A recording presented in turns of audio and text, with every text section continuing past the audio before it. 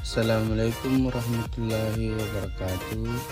Perkenalkan, nama saya Muhammad Eskin Musa, NPM 091058012222, Prodi Teknologi Pendidikan, mata kuliah Pendidikan Anti Korupsi. Adanya saya di sini ingin sedikit menjelaskan tentang mata kuliah Pendidikan Anti Korupsi. Jadi yang pertama yaitu Gerakan Anti Korupsi. Korupsi di Indonesia sudah berlangsung lama.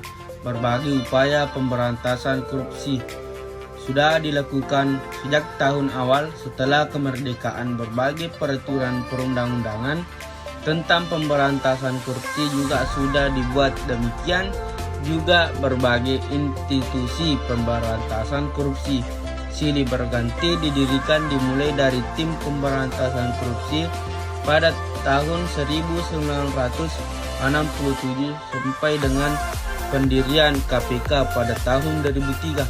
Namun demikian, harus diakui bahwa upaya pemberantasan korupsi yang dilakukan selama ini belum menunjukkan hasil maksimal.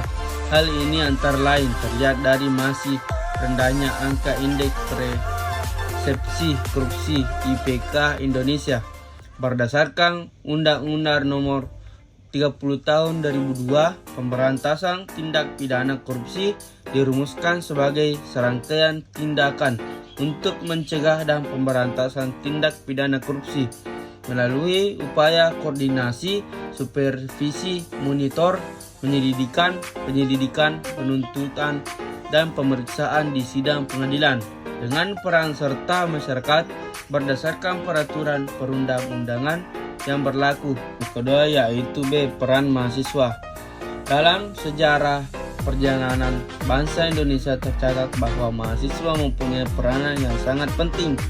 Peranan tersebut tercatat dalam peristiwa-peristiwa besar yang dimulai dari Kebangkitan Nasional tahun 1908, Sumpah Pemuda tahun 1928, Proklamasi Kemerdekaan NKRI tahun 1945, lahirnya Orde Baru tahun 1996, dan reformasi tahun 1998.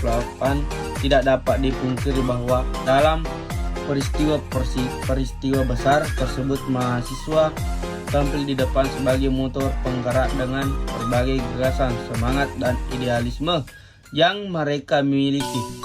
Peran penting mahasiswa tersebut tidak dapat dilepaskan dari karakteristik yang mereka miliki, yaitu intelektualitas, jiwa muda, dan idealisme.